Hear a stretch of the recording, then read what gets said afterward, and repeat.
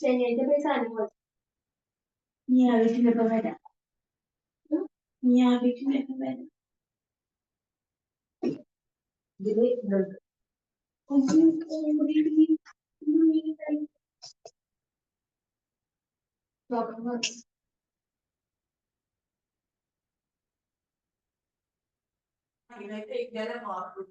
Good evening sir. എല്ലാം അറിയുന്നവനാണ്, എല്ലാം കേൾക്കുന്നവനാണ്, എല്ലാം കാണുന്നവനാണ്, എല്ലാം നിയന്ത്രിക്കുന്നവനാണ്. Good evening sir.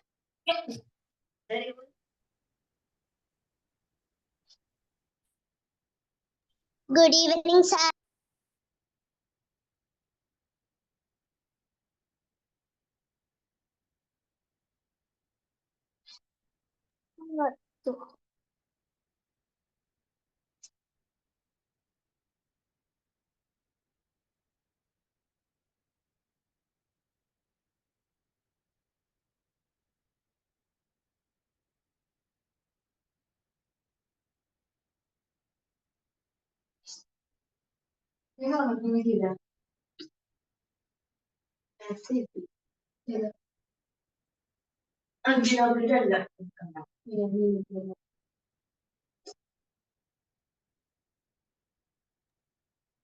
Okay, good evening all. Start ചെയ്യാം.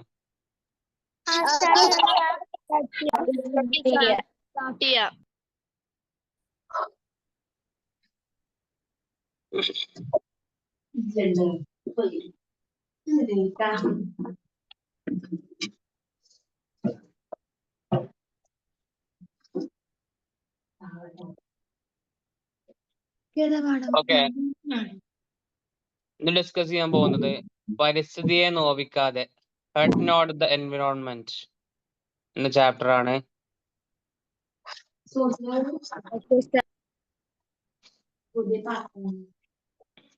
അത് മ്യൂട്ട് ചെയ്യോ? എല്ലാരും മ്യൂട്ട് ചെയ്യോ?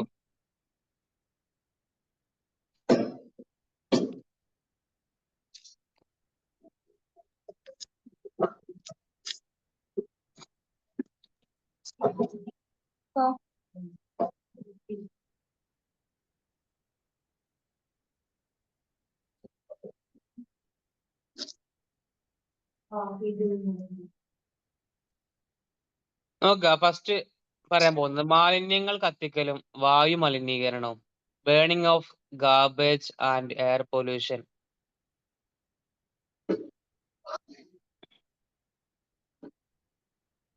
പ്ലാസ്റ്റിക് ഉൾപ്പെടെയുള്ള മാലിന്യങ്ങൾ കത്തിക്കുമ്പോൾ അതിൽ പുക വരും,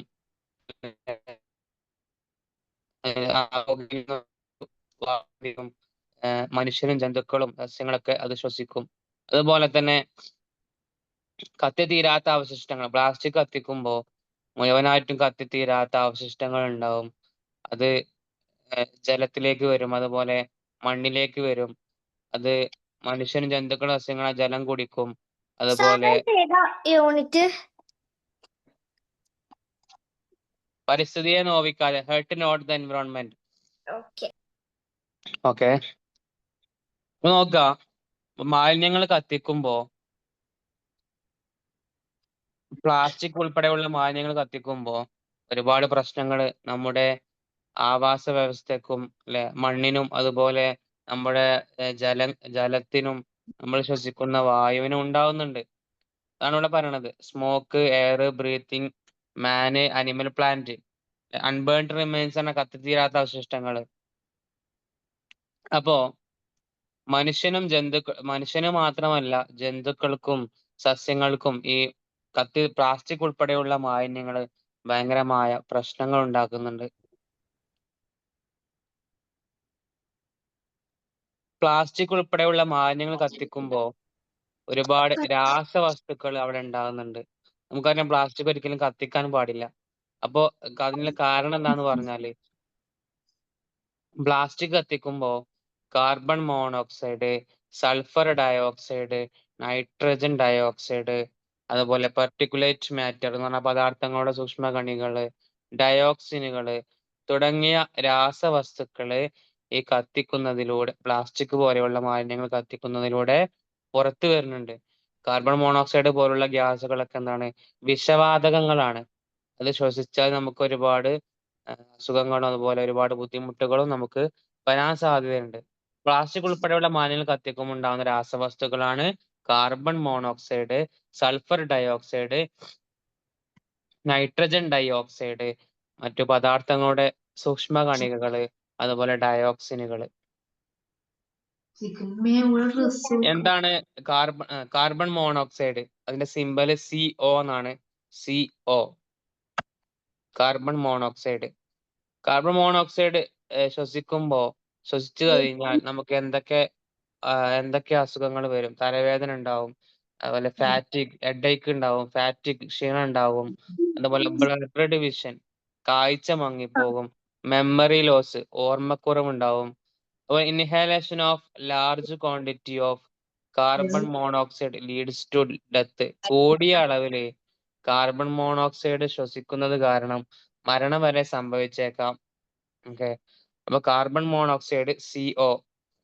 കാർബൺ മോണോക്സൈഡിന്റെ സിമ്പലാണ് CO. കാർബൺ മോണോക്സൈഡ് ശ്വസിച്ചു കഴിഞ്ഞാല് തലവേദന പോലുള്ള, ഫാറ്റിക് ക്ഷീണം പോലുള്ള, കാഴ്ച മങ്ങൽ, ഓർമ്മക്കുറവ്, അതുപോലെ മരണത്തിന് വരെ കാരണമായേക്കാം. ഇനി രണ്ടാമത് പറഞ്ഞ സൾഫർ ഡയോക്സൈഡ് ആയിരുന്നു. 9th chapter. സൾഫർ ഡയോക്സൈഡ് നോക്കുക. സൾഫർ ഡയോക്സൈഡ് നമ്മൾ ശ്വസിച്ചു കഴിഞ്ഞാൽ കോസസ് കാർഡിയോവസ്കുലാർ ആൻഡ് റെസ്പിറേറ്ററി ഡിസീസസ്. ഹൃദയ സംബന്ധമായും ശ്വാസകോശമായ സംബന്ധമായുള്ള അസുഖങ്ങൾക്ക് കാരണമാകും. ഹൃദയ സംബന്ധമായും അതുപോലെ ശ്വാസകോശ സംബന്ധമായിട്ടുള്ള അസുഖങ്ങൾക്ക് സൾഫർ ഡയോക്സൈഡ് കാരണമാകും. ഈ സൾഫർ ഡയോക്സൈഡിന് എന്തെങ്കിലും സിമ്പൽ ഉണ്ടോ? യെസ്, സൾഫർ ഡയോക്സൈഡ് SO2 ട്ടോ.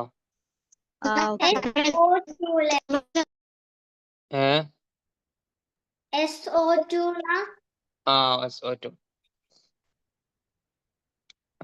Causes cardiovascular and respiratory disease. ഹൃദയ സംബന്ധമായ അല്ലെങ്കിൽ ശ്വാസകോശ സംബന്ധമായ അസുഖങ്ങൾക്ക് കാരണമാകുന്നുള്ളതാണ്. അടുത്ത നൈട്രജൻ ഡയോക്സൈഡ്, NO2 ട്ടോ. Nitrogen dioxide causes respiratory disease. ശ്വാസകോശ രോഗങ്ങൾക്ക് കാരണമാകുന്നു. ശ്വാസകോശ രോഗങ്ങൾക്ക് കാരണം നമ്മുടെ കോസസ് റെസ്പിറേറ്ററി ഡിസീസസ്, അതായത് നമ്മുടെ ലങ്സ്, ശ്വാസകോശ രോഗങ്ങൾക്ക് കാരണമാകും. പിന്നെ പെർട്ടിക്കുലേറ്റ് മാറ്റർ, പദാർത്ഥങ്ങളുടെ സൂക്ഷ്മകണികൾ, അതായത് പ്ലാസ്റ്റിക്കുകളോ അങ്ങനത്തെ കത്തിക്കുമ്പോ. സിമ്പൽ എന്താ? എങ്ങനെ? നൈട്രജൻ ഡയോക്സൈഡിന്റെ symbol NO2.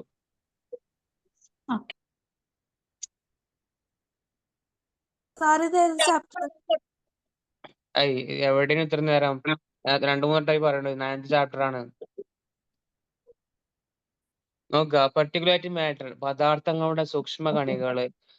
Inhalation causes itching in throat and eyes, allergy, asthma and lung cancer. അല്ലെ, ഈ പ്ലാസ്റ്റിക് കത്തിക്കുമ്പോ അതിലൂടെ വരുന്ന സൂക്ഷ്മകണികകള് ശ്വസനത്തിലൂടെ നമ്മൾ ശ്വസിക്കുമ്പോ ഉള്ളിലെത്തുമ്പോ തൊണ്ടക്കും കണ്ണുകൾക്കും ചൊറിച്ചിൽ വരും, അതുപോലെ അലർജി ഉണ്ടാവും, ആസ്മ ഉണ്ടാവും, അതുപോലെ തന്നെ ശ്വാസകോശ ക്യാൻസറിന് വരെ കാരണമായേക്കാം. അപ്പൊ ഇതിനൊക്കെ മനസ്സിലാണ് എന്താന്ന് വെച്ചാല് പ്ലാസ്റ്റിക് ഒരിക്കലും എന്ത് ചെയ്യാൻ പാടില്ല, കത്തിക്കാൻ പാടില്ല. ശ്വസനത്തിലൂടെ ഉള്ളിലെത്തുമ്പോ തൊണ്ടക്കും കണ്ണിനൊക്കെ ചൊറിച്ചിൽ വരും, അലർജി ഉണ്ടാവും, ആസ്മ വരും, ശ്വാസകോശ ക്യാൻസർ വരെ സംഭവിച്ചേക്കാം. അതാണ് പെർട്ടിക്കുലേറ്റ് മാറ്ററിലൂടെ സംഭവിക്കുന്നത്. ഡയോക്സിനുകള് അത് increase the risk of cancer, cause thyroid related problems and respiratory diseases. നമുക്കറിയാം, പ്ലാസ്റ്റിക് കത്തിച്ചു കഴിഞ്ഞാല് അത് ശ്വസിച്ചു കഴിഞ്ഞാൽ നമുക്ക് ക്യാൻസർ വരെ ഉണ്ടായേക്കാം. അല്ലെ, അപ്പൊ ക്യാൻസർ ഉണ്ടാകാനുള്ള സാധ്യത വർദ്ധിപ്പിക്കുന്നത് ഈ ഡയോക്സിനുകളാണ്. അതുപോലെ തൈറോയിഡുമായി ബന്ധപ്പെട്ട പ്രശ്നങ്ങള്, ശ്വാസകോശ രോഗങ്ങള് എന്നിവക്കൊക്കെ ഈ ഡയോക്സിനുകൾ കാരണമാകുന്നു. ഇത്രയൊക്കെയാണ് നമ്മുടെ പ്ലാസ്റ്റിക് കത്തിച്ചാലുള്ള പ്രശ്നങ്ങള്. അപ്പൊ നമ്മൾ ഒരിക്കലും എന്ത് ചെയ്യാൻ പാടില്ല, പ്ലാസ്റ്റിക് കത്തിക്കാൻ പാടില്ല. അതായത് ക്യാൻസർ ഉണ്ടാകാനുള്ള സാധ്യത, increase the risk of cancer അല്ലെ, ക്യാൻസർ ഉണ്ടാകാനുള്ള സാധ്യതയും അതുപോലെ തൈറോയിഡുമായി ബന്ധപ്പെട്ട പ്രശ്നങ്ങൾ, നമ്മളെ ഈ ചങ്കിന്റെ കഴുത്തിന്റെ ഭാഗത്തുള്ള ഒരു ഇതാണ് തൈറോയിഡ് കേട്ടോ. ശ്വാസകോശ രോഗങ്ങൾ ഇതൊക്കെ ഈ ഡയോക്സിനുകൾ കാരണമാകും. നോക്കുക. അപ്പൊ അത്രയുള്ള പ്ലാസ്റ്റിക് കത്തിച്ചാലുള്ള പ്രശ്നങ്ങൾ, പ്ലാസ്റ്റിക് കത്തിച്ചാലുള്ള പുറത്തു വരുന്ന വാതകങ്ങൾ ഏതൊക്കെ നോക്കുക, അതുപോലെ അതിലുള്ള പ്രശ്നങ്ങൾ എന്തൊക്കെയാണെന്ന് പഠിച്ചു വെക്കുക. ഇനി നോക്കുക, വായുവിലെ ഘടകങ്ങൾ. നമ്മളെ വായുവില് എന്തെല്ലാം ഘടകങ്ങളുണ്ട് നോക്കുക. വായുവിലെ ഘടകങ്ങള് അത് മ്യൂട്ട് ചെയ്യൂ. നമ്മുടെ അന്തരീക്ഷത്തില് എന്തെല്ലാം വായുവാണ്, എയർ ഏതൊക്കെയാ ഉണ്ടാവുക നമുക്കറിയാം. ഈ ചിത്രം നോക്കിയാൽ മനസ്സിലാവും. നൈട്രജൻ,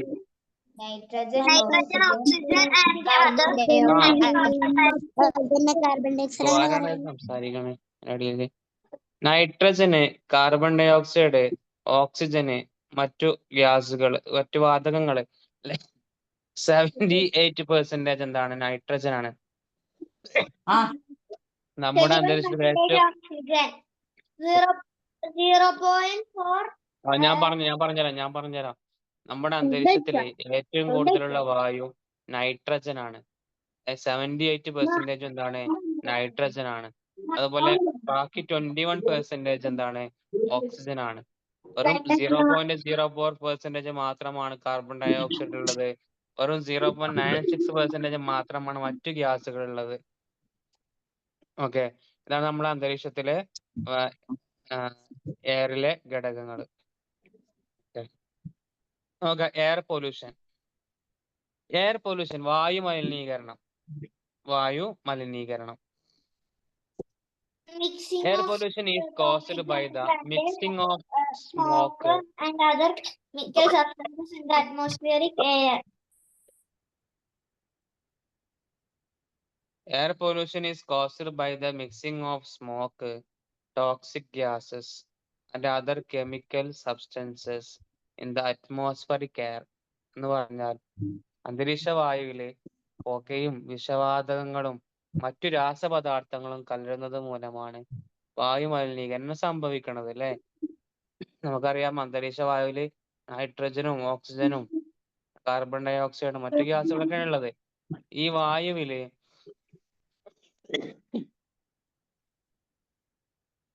ഈ വായുവില് പുകയും വിഷവാതകങ്ങളും മറ്റു രാസപദാർത്ഥങ്ങളും കലരുമ്പോഴാണ് വായു മലിനീകരണം ഉണ്ടാകുന്നത്. പിന്നെ wild fires and natural phenomena like volcanic eruption and earthquakes also contribute to air pollution. Wildfires and natural phenomena like volcanic eruptions and earthquakes also contribute to air pollution. എന്ന് പറഞ്ഞാൽ അഗ്നിപർവ്വത സ്ഫോടനങ്ങള്, ഭൂകമ്പങ്ങള് തുടങ്ങിയ പ്രകൃതി പ്രതിഭാസങ്ങളും കാട്ടുതീയും വായു മലിനീകരണത്തിന് കാരണമാകുന്നുണ്ട്. അപ്പോ അഗ്നിപർവ്വത സ്ഫോടനം, വോൾക്കാനിക് എറപ്ഷൻ അല്ലെ, ഭൂകമ്പം, എർത്ത് തുടങ്ങിയ പ്രതിഭാസങ്ങളും കാട്ടുതീയൊക്കെ ഈ വായു മലിനീകരണത്തിന് കാരണമാകുന്നുണ്ട്.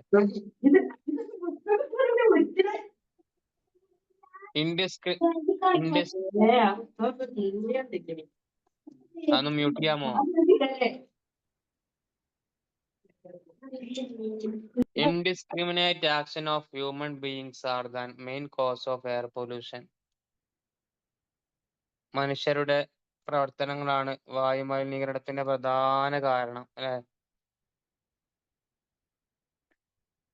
Indiscriminate action of human beings are the main cause of air pollution. വായു മലിനീകരണത്തിന്റെ പ്രധാന കാരണം എന്താണ്? മനുഷ്യന്റെ ഇൻഡിസ്ക്രിമിനേറ്റ് ആക്ഷൻസ്, അതായത് മനുഷ്യരുടെ വിവേചനരഹിതമായ പ്രവർത്തനങ്ങള്. അപ്പോ നമുക്കറിയാം, വാഹനങ്ങളിൽ നിന്ന് വരുന്ന പുക അല്ലെ, ഇതൊന്നും നമുക്ക് തടയാൻ പറ്റൂല. ഇതൊക്കെ എന്താണ് വായു മലിനീകരണത്തിന് കാരണം ഫാക്ടറികളിൽ നിന്ന് പോരുന്ന പുക, അതുപോലെ വാഹനങ്ങളിൽ നിന്ന് വരുന്ന പുക അതൊന്നും നമുക്ക് തടയാൻ പറ്റൂല. ഇതൊക്കെ എന്താണ് വായു മലിനീകരണത്തിന്റെ പ്രധാന കാരണമാണ്. സാറേ നോട്ട് അയച്ചില്ലേ? നോട്ട് അയച്ചുതരും.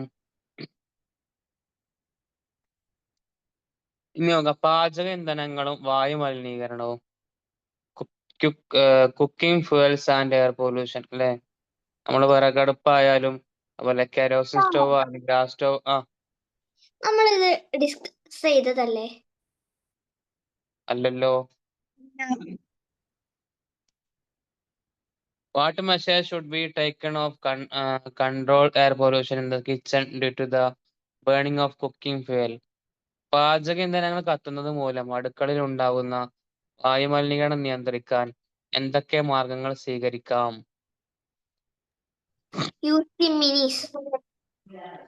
അതായത് എന്താ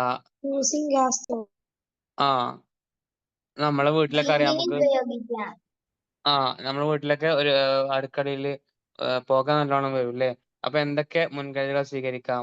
ഒന്ന് ചിമ്മിനി നിർമ്മിക്കല്ലേ, മേക്കിംഗ് ചിമ്മിനി വെന്റിലേഷൻ. അതുപോലെ മതിയായ വെന്റിലേഷൻ, പ്രോപ്പർ വെന്റിലേഷൻ, അതായത് പുക പുറത്തേക്ക് പോകാനുള്ള ഒരു സംവിധാനം നമ്മുടെ അടുക്കളയില്. അതുപോലെ പ്രോപ്പർ കൺസ്ട്രക്ഷൻ ഓഫ് സ്മോക്ക്ലെസ് സ്റ്റോവ്സ് അല്ലെ, അതായത് പുകയില്ലാത്ത അടുപ്പുണ്ടാവും, അത് നിർമ്മിക്കുക. ഇതൊക്കെ നമുക്ക് അടുക്കളയിൽ നിൽക്കുമ്പോ പുകയില്ലാതെ നമുക്ക്. ചിമ്നി പറഞ്ഞാൽ എന്താ സാറേ? ചിമ്മിനി പറഞ്ഞാൽ നമ്മുടെ അടുക്കളയിൽ ഉണ്ടാവില്ല, അടുപ്പിന്റെ ഭാഗത്തൊരു മുകൾക്ക് പുക പോവാന്. നമുക്ക് വാഹനങ്ങളും വായു മലിനീകരണവും. Automobiles and air pollution.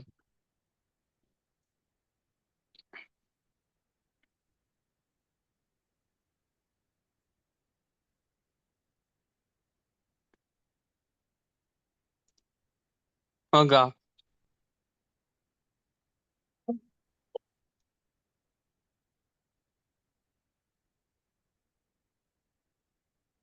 Automobiles and air pollution.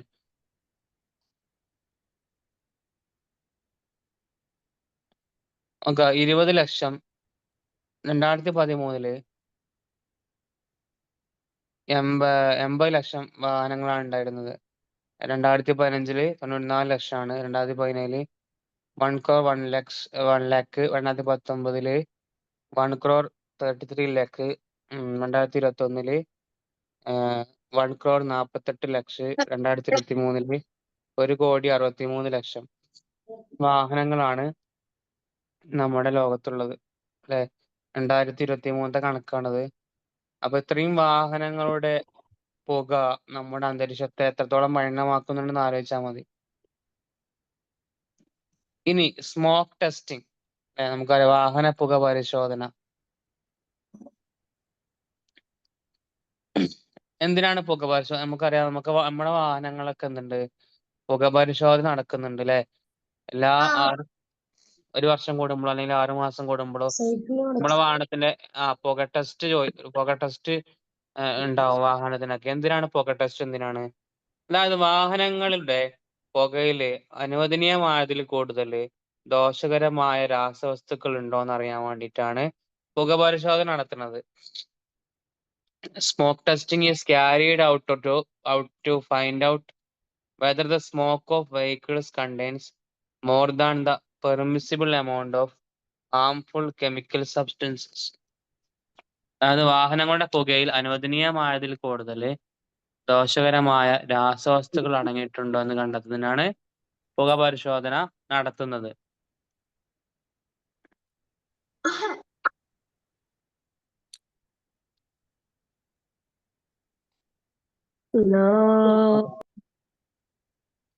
ആരാ വാങ്ങ കൊടുക്കണേ? Electric vehicles.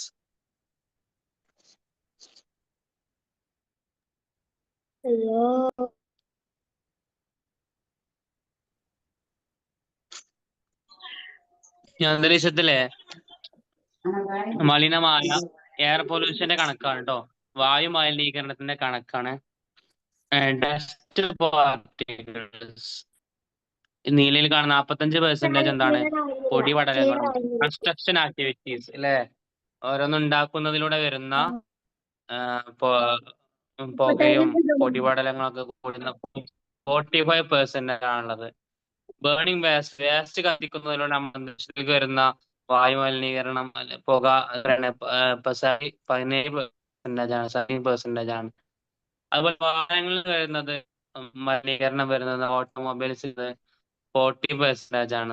14%. Diesel generator 9%. ഇൻഡസ്ട്രിയിൽ വരുന്ന വായു മലിനീകരണം 8% ആണ്. ഹോം കുക്കിംഗ് അല്ലെ, വീടുകളിലൂടെ വായു മലിനീകരണം 7% ആണ്. ഭൂമിയിലെ ജലം അപ്പോ ഈ ഓട്ടോമൊബൈൽസ് വരുന്ന ഓട്ടോമൊബൈൽസ് വരുന്ന വായു മലിനീകരണം നമുക്ക് എന്ത് ചെയ്യാം? ഇലക്ട്രിക് വെഹിക്കിൾസ് ഒക്കെ യൂസ് ചെയ്യാന്നുള്ളതാണ്. അതുപോലെ പെട്രോൾ CNG അടങ്ങിയ കംപ്രസ്ഡ് നാച്ചുറൽ CNG അടങ്ങിയ വാഹനങ്ങൾ ഉപയോഗിക്കാം അല്ലെ. പെട്രോളിനും ഡീസലിനും വാഹനങ്ങൾക്ക് പകരം CNG ഉള്ള വാഹനങ്ങൾ ഉപയോഗിക്കാം. അതുപോലെ ഇലക്ട്രിക് വാഹനങ്ങളും ഉപയോഗിക്കാം. നോക്കുക, ഭൂമിയിലെ ജലം, വാട്ടർ ഓൺ ദ എർത്ത്.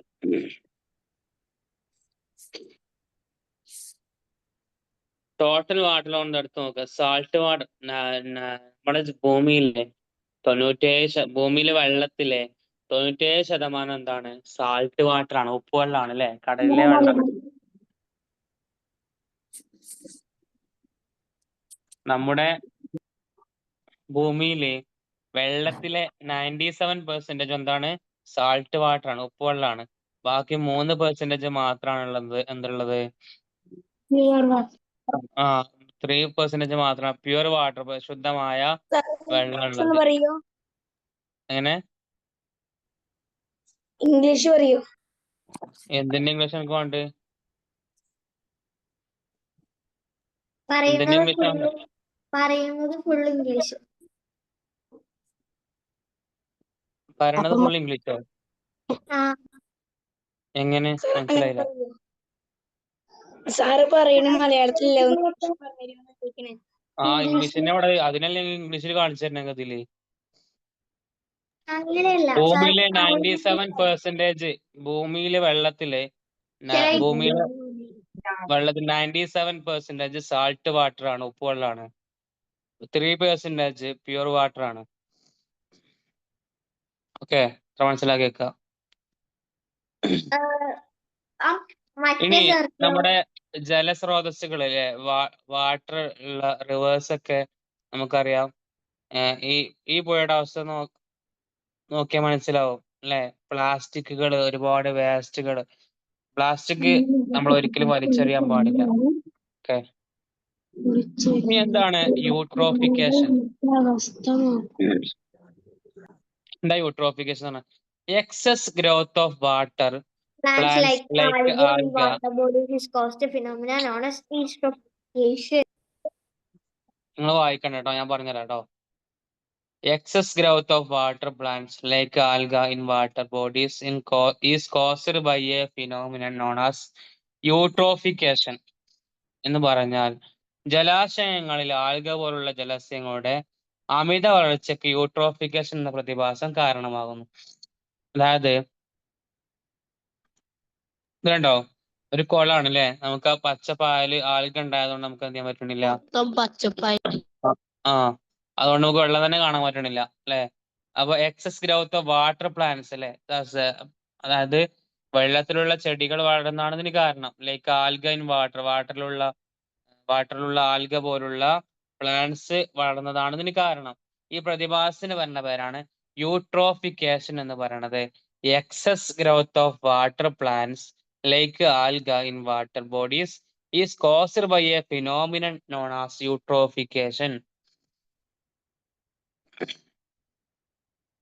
ഇത് കൂടുതലായി സംഭവിക്കുന്നത് this happens in water bodies where fertilizers containing nitrogen and other similar substances flow in. It is such flowing excess nutrients that cause excessive growth of aquatic plants. അതായത് nitrogen കലർന്ന രാസവളങ്ങളും മറ്റും ഒഴുകിയെത്തുന്ന ജലാശയങ്ങളിലാണ് ഇത് സംഭവിക്കുന്നത്.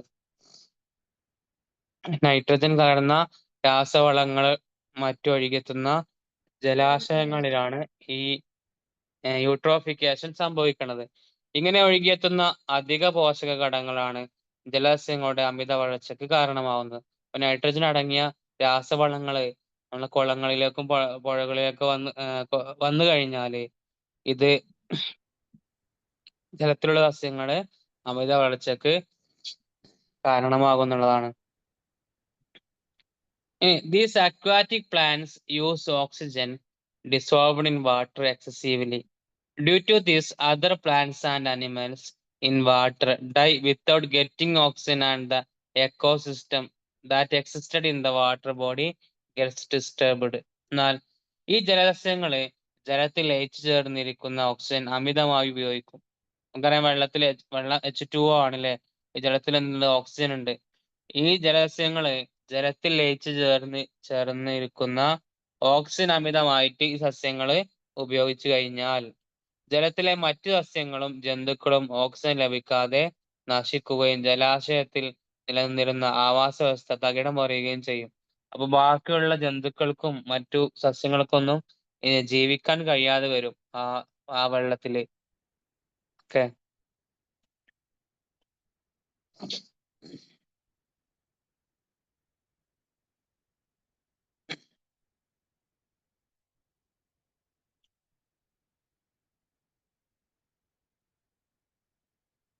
നോക്കാം. Boiling for Boiling ആണ് തിളപ്പിക്കുക. Boiling for at microorganisms least 1 minute will kill the microorganism in the water, but the dissolved components in the water will remain. കുറഞ്ഞത് 1 മിനിറ്റ് നേരമെങ്കിലും തിളപ്പിച്ചാൽ മാത്രമേ ജലത്തിലെ സൂക്ഷ്മജീവികള് നശിച്ചു പോവുള്ളൂ. എന്നാൽ ഒരിക്കലും ജലത്തിൽ അലിഞ്ഞു ചേർന്നിട്ടുള്ള ഘടകങ്ങള് ചൂടാക്കിയാൽ പോവില്ല. ജലത്തിൽ അലിഞ്ഞു ചേർന്നിട്ടുള്ള ഘടകങ്ങൾ ഒരിക്കലും എന്താവൂല, ചൂടാക്കിയാല് പോവൂല. കുറഞ്ഞത് 1 മിനിറ്റ് നേരമെങ്കിലും തിളപ്പിച്ചാൽ മാത്രമാണ് ജലത്തിലുള്ള സൂക്ഷ്മജീവികളൊക്കെ നശിക്കും. പക്ഷേ ജലത്തിൽ അലിഞ്ഞു ചേർന്നിട്ടുള്ള ഘടകങ്ങൾ ഒരിക്കലും നശിക്കൂല, അതവിടെ തന്നെ നിലനിൽക്കുന്നുള്ളതാണ്. ഇനി എന്താണ് അരിക്കൽ, സിഫ്റ്റിംഗ്? boiling ഒരട്ടോടും പറയും. ബോയിലിംഗ് ഒന്നുമില്ല, തിളപ്പിക്കുക കേട്ടോ. വെള്ളം എന്ത് ചെയ്യണം, 1 മിനിറ്റ് എങ്കിലും തിളപ്പിച്ചാൽ മാത്രമാണ് വെള്ളത്തിലുള്ള അണുക്കൾ നശിക്കുള്ളൂ. ഓക്കെ, നമുക്കറിയാം നമുക്കുള്ള അധിക അസുഖങ്ങളും വരുന്നത് എന്തിലൂടെയാണ്, വെള്ളത്തിലൂടെയാണ്. വെള്ളത്തില് ഒരുപാട് സൂക്ഷ്മജീവികൾ ഉണ്ടായേക്കാം, നമുക്ക് കണ്ണുകൊണ്ട് കാണാൻ പറ്റൂല. അപ്പൊ നമ്മൾ തിളപ്പിച്ചാറിയ വെള്ളം കുടിക്കണം എന്ന് പറയണത് അതുകൊണ്ടാണ്. അപ്പൊ ഒരു മിനിറ്റ് എങ്കിലും സൂക്ഷ്മജീവി എന്ന് പറഞ്ഞു കഴിഞ്ഞാൽ അമീബ, പാരമീഷ്യം, യുക്ലൈൻ അതൊക്കെ മൈക്രോ ഓർഗാനിസംസോ. അപ്പോ കുറഞ്ഞത് 1 മിനിറ്റ് എങ്കിലും വെള്ളം തിളപ്പിക്കണം എന്നുള്ളതാണ്. ഓക്കെ, ഇനി നോക്കാം അരിക്കൽ, സിഫ്റ്റിംഗ്. ജലത്തിൽ അലയ മാലിന്യങ്ങളെ അരിപ്പകൾ ഉപയോഗിച്ച് നമുക്ക് വേർതിരിക്കാൻ പറ്റും. നമുക്കറിയാം ജലത്തിലുള്ള വസ്തുക്കളെ നമുക്ക് എന്ത് ചെയ്യാൻ പറ്റും, അരിപ്പ ഉപയോഗിച്ചിട്ട് എന്ത് ചെയ്യാൻ പറ്റും, വേർതിരിക്കാൻ പറ്റും ജലത്തിലുള്ള വസ്തുക്കൾ. എന്നാൽ സൂക്ഷ്മജീവികള് ജലത്തിൽ ലയിച്ചു ചേർന്നിട്ടുള്ള മറ്റു ഘടകങ്ങളൊന്നും നമുക്ക് നീക്കം ചെയ്യപ്പെടാൻ ഇതിലൂടെ സാധിക്കുകയില്ല. Undissolved impurities in water are separated by filters, but microbial and dissolved components are not removed. അല്ലെ, അൺഡിസോൾവ്ഡ് ഇമ്പ്യൂരിറ്റീസ്, വെള്ളത്തിൽ ലയിക്കാത്ത വസ്തുക്കൾ നമുക്ക് എന്ത് ചെയ്യാൻ പറ്റും, ഫിൽട്രേഷൻ വഴി, അരിക്കൽ വഴി നമുക്ക് എന്ത് ചെയ്യാൻ പറ്റും, വേർതിരിക്കാൻ പറ്റും. പക്ഷേ microbial and dissolved components are not removed. അല്ലെ, സൂക്ഷ്മജീവികളെയോ അല്ലെങ്കിൽ ജലത്തിൽ ലയിച്ചു ചേർന്നിട്ടുള്ള മറ്റു ഘടകങ്ങൾ നമുക്ക് അതിലൂടെ നീക്കം ചെയ്യാന് പറ്റൂല.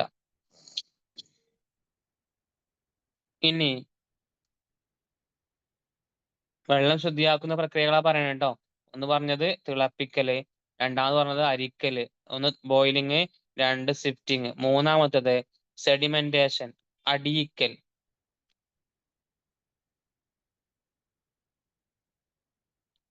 സെഡിമെന്റേഷൻ പറഞ്ഞാല്, അടിയിക്കൽ പറഞ്ഞാല് ജലത്തിലുള്ള അലയ മാലിന്യങ്ങളെ അടിയാൻ അനുവദിക്കുക. അതായത് മുകളിൽ തെളിയുന്ന ജലത്തെ വേർതിരിച്ച് ഉപയോഗിക്കുക. സൂക്ഷ്മജീവികൾ ജലത്തിൽ ലയിച്ച് ചേർന്നിട്ടുള്ള ഘടകങ്ങൾ എന്നിവയെ ഈ രീതി ഉപയോഗിച്ച് പൂർണ്ണമായി മാറ്റാൻ കഴിയില്ല. അതായത് the undissolved impurities are allowed to settle down. നമുക്കറിയാം ഒരു മണ്ണ് കലർന്ന വെള്ളം നമുക്ക് കുറച്ചേരം ഇങ്ങനെ വെച്ച് കഴിഞ്ഞാല് മണ്ണൊക്കെ അടിയിലേക്ക് വരും അല്ലെ. മണ്ണ് ഒക്കെ അടിയിലേക്ക് വരും, മുകളിൽ വെള്ളം മാത്രം ബാക്കിയായി നിൽക്കും. അല്ലെങ്കിൽ മണലൊക്കെ ചേർന്ന വെള്ളം നമ്മൾ എടുത്തു കഴിഞ്ഞാല് കുറച്ചേരം വെച്ച് കഴിഞ്ഞാല് അത് അതിലെ ഘടകങ്ങളൊക്കെ എന്താവും, അതായത് മണ്ണോ മണലോ അതൊക്കെ എന്താവും, താഴേക്ക് വരും. വെള്ളം മാത്രം മുകളിലേക്ക് പൊന്തി നിൽക്കും അല്ലെ. എന്നാൽ എന്നിട്ട് എന്ത് ചെയ്യാം, ആ മുകളിലുള്ള വെള്ളം മാത്രം നമുക്ക് എന്ത് ചെയ്യാൻ പറ്റും, നമുക്ക് വേർതിരിച്ചെടുക്കാൻ പറ്റും. എന്നാൽ മൈക്രോബ്സ് പറഞ്ഞാല് അല്ലെങ്കിൽ മൈക്രോബ്സ് പറഞ്ഞാൽ സൂക്ഷ്മജീവികള് പിന്നെ ജലത്തിൽ ലയിച്ചു ചേർന്നുള്ള മറ്റു ഘടകങ്ങളൊന്നും ഈ രീതി ഉപയോഗിച്ച് പൂർണ്ണമായി മാറ്റാൻ നമുക്ക് സാധിക്കുകയില്ല. ഈ മറ്റൊന്ന് എന്ത് പാത്തജൻസ്. ഓക്കെ, ഇനി നോക്കുക ക്ലോറിനേഷൻ. എന്താണ് ക്ലോറിനേഷൻ?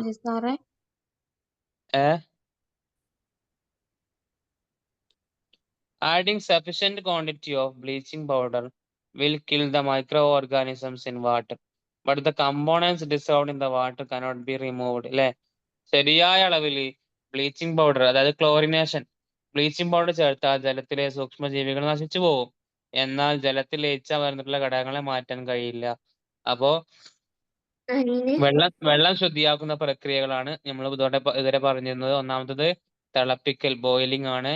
രണ്ടാമത്തത് സിഫ്റ്റിംഗ്, അരിക്കലാണ്. മൂന്നാമത്തത് സെഡിമെന്റേഷൻ, അടിയിക്കലാണ്. നാലാമത്തത് ക്ലോറിനേഷൻ. ഇങ്ങനെ ബ്ലീച്ചിങ് പൗഡർ ഒക്കെ ഇട്ടിട്ട് എന്ത് ചെയ്യാൻ പറ്റും, വെള്ളം ക്ലോറിനേറ്റ് ചെയ്തുകൊണ്ട് നമുക്ക് ശുദ്ധിയാക്കാൻ പറ്റും. അപ്പൊ അതില് മൈക്രോ ഓർഗാനിസം നശിച്ചു പോകും. ക്ലോറിനേഷനിലൂടെ വെള്ളത്തിലുള്ള അണുക്കളൊക്കെ നശിച്ചു പോകും എന്നുള്ളതാണ്. നോക്കാം, അഞ്ചാമത്തത് ഡിസ്റ്റിലേഷൻ ആണ്. എന്താണ് distillation? It is a method of boiling water in to steam and cooling it to collect pure water. There will be no dissolved components in the water collected in this way. അതായത് ജലം തിളപ്പിച്ച് നീരാവിയാക്കുക, എന്നിട്ട് അതിനെ തണുപ്പിച്ചിട്ട് ശുദ്ധജലം ശേഖരിക്കുക. ഈ മാർഗത്തിനാണ് distillation എന്ന് പറയുന്നത്. ഇങ്ങനെ ശേഖരിക്കുന്ന ജലത്തിൽ അലിഞ്ഞു ചേർന്നുള്ള ഘടകങ്ങൾ ഉണ്ടാവില്ല. അതായത് ജലം തിളപ്പിച്ചിട്ട് നീരാവി ഉണ്ടല്ലോ, ആ നീരാവി ശേഖരിക്കുക. ഓക്കെ, ആ നീരാവി ശേഖരിച്ചിട്ട് തണുപ്പിച്ചിട്ട് എന്ത് കിട്ടും, അതിന്റെ ശുദ്ധജലം ശേഖരിക്കുന്ന മാർഗമാണിത്. നമുക്കറിയാം, ജലം തിളപ്പിക്കുമ്പോൾ അതിൽ നിന്ന് നീരാവി മുകളിലേക്ക് വരും അല്ലേ. അതെന്ത് ചെയ്യാ, അത് അടച്ചു വെച്ചാൽ നമുക്ക് എന്ത് ചെയ്യാൻ പറ്റും, ശേഖരിക്കാൻ പറ്റും. അടച്ചു വെച്ചിട്ട് അതിനൊരു പൈപ്പ് കൊടുത്തിട്ട് എന്ത് ചെയ്യാൻ പറ്റും, അത് മറ്റൊരു പാത്രത്തിലേക്ക് അതിന്റെ നീരാവി മാത്രം മാറ്റാൻ നമുക്ക് സാധിക്കും. ഇനി ഇത്രയും കാര്യങ്ങളാണ് നമുക്ക് വെള്ളത്തെ ശുദ്ധിയാക്കാനുള്ള മാർഗങ്ങൾ. എന്തൊക്കെ മാർഗങ്ങളാണ്? ഒന്നാമത്തത് ബോയിലിംഗ്, തിളപ്പിക്കല്, സിഫ്റ്റിംഗ്,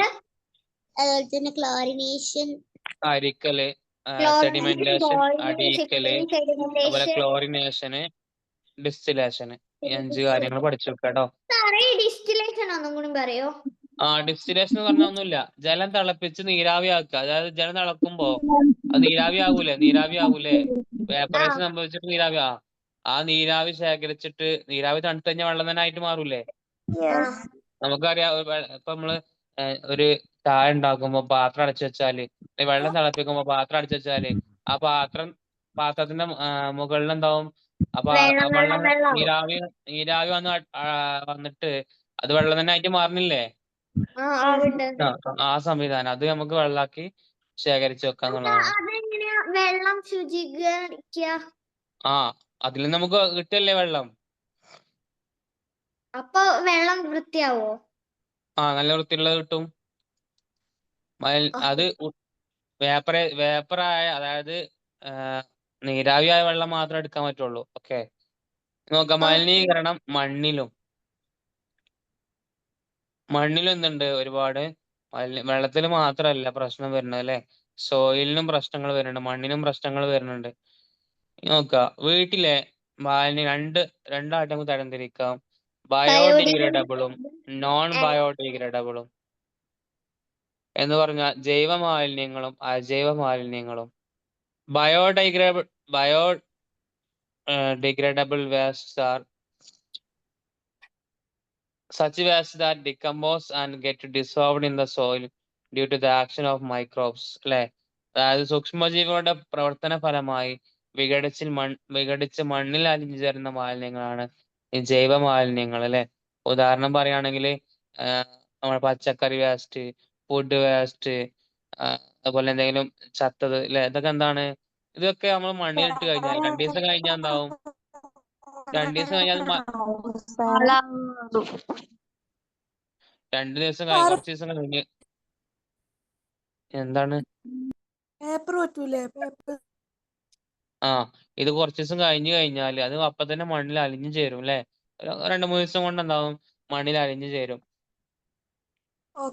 ഇങ്ങനെ മണ്ണിൽ അലിഞ്ഞു ചേരുന്ന ഇത്തരം മാലിന്യങ്ങൾക്ക് പറയുന്ന പേരാണ് ജൈവ മാലിന്യങ്ങൾ എന്ന് പറയുന്നത്, ബയോഡിഗ്രേഡബിൾ വേസ്റ്റസ് എന്ന് പറയുന്നത്.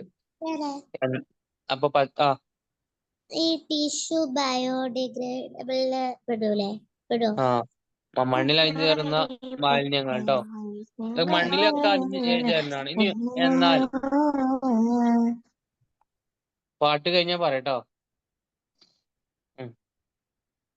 Microorganisms in soil cannot break down plastic waste, glass pieces, metals, electronic wastes, thermocol.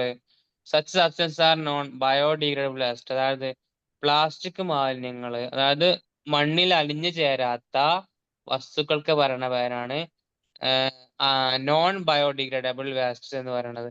Plastic മാലിന്യങ്ങള്, ചില്ല് കഷ്ണങ്ങള്, ലോഹങ്ങള്, ഇലക്ട്രോണിക് മാലിന്യങ്ങള്, തെർമാക്കോള് തുടങ്ങിയ മണ്ണിലെ തുടങ്ങിയവയെ വിഘടിപ്പിക്കാൻ മണ്ണിലെ സൂക്ഷ്മജീവികൾക്ക് ഒരിക്കലും കഴിയൂല. അപ്പൊ ഇവക്ക് പറയുന്ന പേരാണ് നോൺ ബയോഡിഗ്രേഡബിൾ വേസ്റ്റ്. മണ്ണിൽ അലിഞ്ഞു ചേരാത്ത വേസ്റ്റുകൾക്ക് പറയുന്ന പേരാണ് നോൺ ബയോഡിഗ്രേഡബിൾ വേസ്റ്റ് എന്ന് പറയുന്നത്.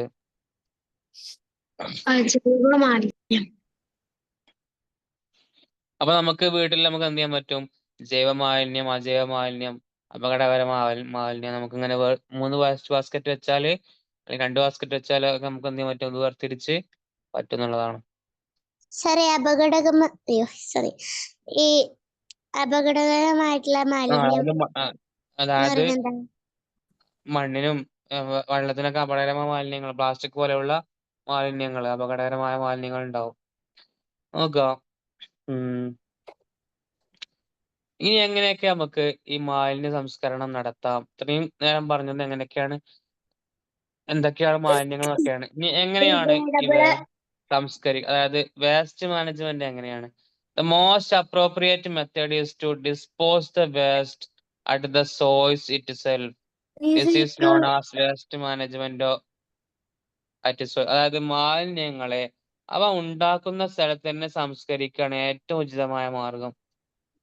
ഇത് ഉറവിട മാലിന്യ സംസ്കരണം എന്നറിയപ്പെടുന്നു. ഉദാഹരണം പറയുകയാണെങ്കിൽ ഇപ്പൊ എന്താണ്? പ്ലാസ്റ്റിക് ഒക്കെ എന്താണ്? അത് ഉണ്ടാകുന്ന സ്ഥലത്ത് തന്നെ കൊടുത്തു വിടുക, അല്ലെ? അത് റീസൈക്കിൾ ചെയ്യാം. നമുക്കറിയാം പ്ലാസ്റ്റിക് കുപ്പികളും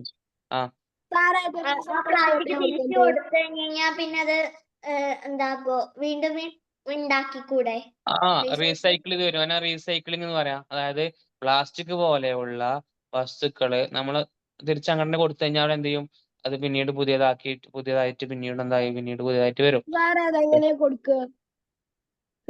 എന്താ പഴയ സാധനങ്ങൾ എടുക്കുന്ന കാലത്ത് കൊടുക്കുക? പ്ലാസ്റ്റിക് സാധനങ്ങള്, അല്ലെ? കുപ്പിയൊക്കെ അങ്ങനെയല്ലേ? ഒരുപാട് കുപ്പികൾ നമ്മൾ തിരിച്ചങ്ങനെ പോകണ്ട, അത് പിന്നെ റീസൈക്കിൾ ചെയ്ത് കുപ്പിയായിട്ട് തന്നെ വരും, അല്ലെ? അത് വലിച്ചെറിയാതെ. അപ്പൊ ഇതിനാണ് പറയാ ഉറവിട സംസ്കരണം എന്താ പറയുക? ഉറവിട മാലിന്യ സംസ്കരണം, വേസ്റ്റ് മാനേജ്മെന്റ് അറ്റ് സോഴ്സ്. ഉറവിട മാലിന്യ സംസ്കരണം, അതായത് ഉണ്ടാക്കിയ സ്ഥലത്തേക്ക് തന്നെ തിരിച്ചു കൊടുക്കുക എന്നുള്ളതാണ്. ഇനി നോക്കുക, രണ്ടാമത്തത് ബയോവേസ്റ്റ് മാനേജ്മെന്റ് ആണ്, ജൈവ മാലിന്യ സംസ്കരണം.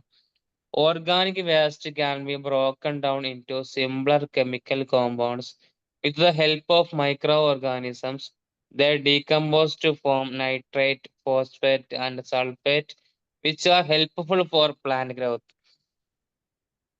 അതായത് ജൈവമാലിന്യങ്ങളെ സൂക്ഷ്മാണുക്കളുടെ സഹായത്തോടെ ചെറു രാസസംയുക്തങ്ങളായി വിഘടിപ്പിക്കാൻ കഴിയും. ഇവ ജീർണിച്ചുണ്ടാവുന്ന നൈട്രേറ്റ്, ഫോസ്ഫേറ്റ്, സൾഫേറ്റ് ഇവ സസ്യങ്ങളുടെ വളർച്ചയ്ക്ക് സഹായമാണ്. അതിനായി ഇവ വളമായി ഉപയോഗിക്കാൻ കഴിയുന്നു. അതായത് നമുക്കറിയാം, നമുക്ക് ഈ ഒരു ചെടി വെട്ടി കഴിഞ്ഞാൽ നമുക്ക് എന്ത് പറ്റും, അടുത്ത ഒരു സസ്യം വെട്ടി കഴിഞ്ഞാൽ അത് നമുക്ക് ഒരു മരത്തിന്റെ ചോട്ടിലിട്ടാൽ അത് അവർക്ക് കുറച്ചത് ചീഞ്ഞതിന് വളമായിട്ട് മാറും. അത് പച്ചക്കറിയോട് എന്താണെങ്കിലും എന്താണ് അത് വളമായിട്ട് മാറും എന്നുള്ളതാണ്. അപ്പോ ഇതിനൊക്കെ വളമായിട്ട് ഉപയോഗിക്കാം. സസ്യങ്ങളായിക്കോട്ടെ, അതുപോലെ മറ്റു ജീവികളുടെ വേസ്റ്റ് ആയിക്കോട്ടെ, ഇതൊക്കെ എന്താണ് വളമായിട്ട് ഉപയോഗിക്കുക എന്നുള്ളതാണ്.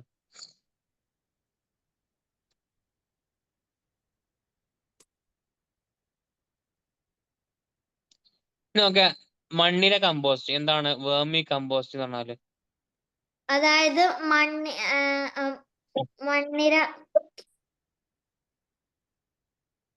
മണ്ണിര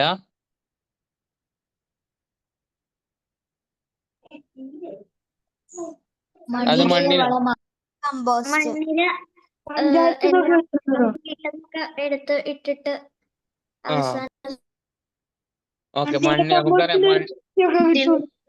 നമുക്കറിയാം നല്ല വളങ്ങളുള്ള സ്ഥലത്ത് എന്തുണ്ടാവും, മണ്ണ് നന്നായിട്ട് വളരും അല്ലെ. ഈ മണ്ണിനെ വളരുന്നത് എന്താണ്, ഈ മണ്ണിന് അതുപോലെ സസ്യങ്ങൾക്കും വളരെ ഉപകാരപ്രദമാണ്. അതുപോലെ ബയോ കമ്പോസ്റ്റർ ബിൻ, വായു സമ്പർക്ക കമ്പോസ്റ്റിംഗ് ഉണ്ട്. അതുപോലെ ബയോഗ്യാസ് അല്ലെ, ജൈവവാതക നിർമ്മാണം, ബയോഗ്യാസ് നിർമ്മാണം ഉണ്ട്. ബയോഗ്യാസ് പ്ലാന്റുകൾ ഉണ്ടാവും അല്ലെ. അതായത് വേസ്റ്റുകൾ എന്ത് ചെയ്യുക, നമ്മൾ അതിലേക്ക് കൊണ്ടുപോയിട്ട് കഴിഞ്ഞാല് അതിൽ നിന്ന് ഗ്യാസ് ശേഖരിച്ച് നമുക്ക് വീട്ടിലെന്താ ഗ്യാസ് ആയിട്ട് അത് ഉപയോഗിക്കുക എന്നുള്ളതാണ്. ഓക്കെ, പിന്നെ സാറേ ഈ വേർമി കമ്പോസ്റ്റിന്റെ അതേപോലെ നമുക്ക് പഞ്ചായത്ത് നിന്ന് തരുമല്ലോ ഈ വേർമി കമ്പോസ്റ്റിന്റെ ബോക്സസ്. ഓക്കെ, ഇത്രയാണ് ഈ ചാപ്റ്റർ ഉള്ളത് കേട്ടോ. സിമ്പിൾ ചാപ്റ്റർ ആണ്. നമുക്ക് അറിയണ കാര്യങ്ങൾ തന്നെയാണ്. അത് കൃത്യമായിട്ട് എന്തൊക്കെ പഠിക്കണ്ടേ ഞാൻ പറഞ്ഞത്. അതായത്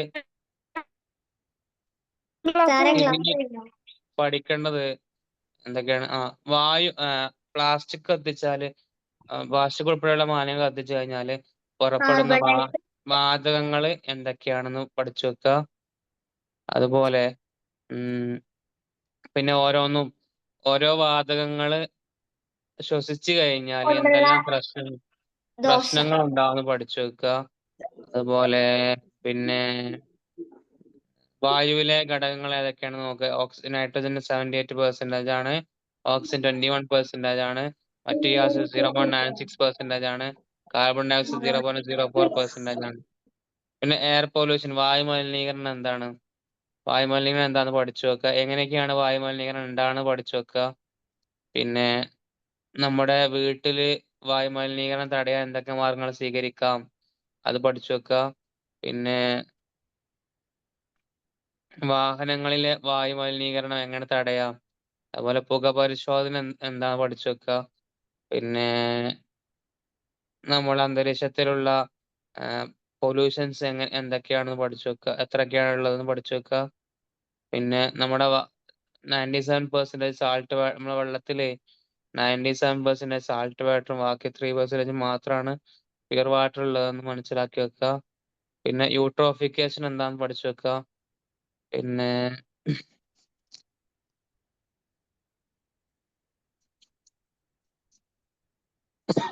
യൂട്രോഫിക്കേഷൻ എങ്ങനെയാണ് ഉണ്ടാവുന്നത് പഠിച്ചു വെക്കുക. അതുപോലെ വെള്ളത്തെ എങ്ങനെയൊക്കെ ശുദ്ധിയാക്കാന്ന് പഠിച്ചു വെക്കുക. ബോയിലിംഗ്, സിഫ്റ്റിംഗ്, സെഡിമെന്റേഷന്, ക്ലോറിനേഷന്, ഡെസ്റ്റിലേഷന്. പിന്നെ വീട്ടിലെ മാലിന്യങ്ങൾ 2 വിധത്തില് ഏതൊക്കെ പഠിച്ചു വെക്കുക, എക്സാമ്പിൾസ് പഠിച്ചു വെക്കുക. പിന്നെ എങ്ങനെയൊക്കെ മാലിന്യ സംസ്കരണം നടത്താം. 2 വിധത്തില് മാലിന്യ സംസ്കരണം ഉണ്ട്, വേസ്റ്റ് മാനേജ്മെന്റ് സോഴ്സും അതുപോലെ ജൈവമാലിന്യ സംസ്കരണം. പിന്നെ 3 വിധത്തില് ഉള്ള മണ്ണിലെ കമ്പോസ്റ്റിങ്ങും വായുസമ്പർക്ക കമ്പോസ്റ്റിങ്ങും ജൈവവാതക നിർമ്മാണവും. ഓക്കെ, എത്രയാണ് ഈ പാടുള്ളത് കേട്ടോ. ഇനി ഇതിൽ എന്തെങ്കിലും സംശയങ്ങൾ ഉണ്ടെങ്കിൽ ചോദിക്കാം. സാർ ഈ ഹരിതസേനക്കാർ കൊണ്ടുവന്ന പ്ലാസ്റ്റിക്കിനെ റീസൈക്കിൾ ചെയ്യാനാണോ? അതെ, അത് അവര് അതിന്റെ ഉറവിടത്തിലേക്ക് കൊടുക്കുന്നുള്ളതാണ് കേട്ടോ.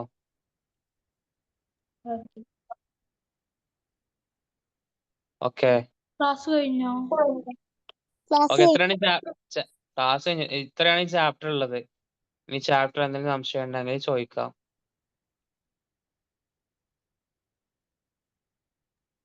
സാറേ ജൈവമാലിന്യം ഒന്നും കൂടി പറഞ്ഞു തരൂ. ജൈവമാലിന്യം ലാസ്റ്റ് പറഞ്ഞല്ലേ. ജൈവമാലിന്യം എന്ന് പറഞ്ഞു കഴിഞ്ഞാലേ, അതായത് നമ്മുടെ വീട്ടിലെ ഫുഡ് വേസ്റ്റുകള്, അതുപോലെ ജീവികളുടെ വേസ്റ്റുകള്, ഇതൊക്കെ എന്താണ്? ജൈവമാലിന്യങ്ങളാണ്. അത് വെള്ളത്തിൽ മണ്ണിൽ അലിഞ്ഞു ചേരുന്ന മാലിന്യങ്ങള്. നമുക്കറിയാം, പച്ചക്കറി നമ്മള് വീട്ടിൽ ഒരുപാട് ചീഞ്ഞ പച്ചക്കറിയൊക്കെ എന്താണ് നമ്മളൊരു ഒരു സ്ഥലത്ത് വലിച്ചെറിയാണ്. അത് വലിച്ചെറിഞ്ഞു കഴിഞ്ഞാല് 2 ദിവസം കഴിഞ്ഞാൽ പിന്നെ അതവിടെ കാണുമോ? ഇല്ല, അത് മണ്ണിൽ അലിഞ്ഞു ചേർന്നിട്ടുണ്ടാവും അല്ലെ. ആ മണ്ണ് വളരെ വളക്കൂറുള്ള മണ്ണായിട്ട് മാറിയിട്ടുണ്ടാവും. ഓക്കെ, സാറേ വന്ന് chat ഇട്ട് വിളിക്കുന്നു.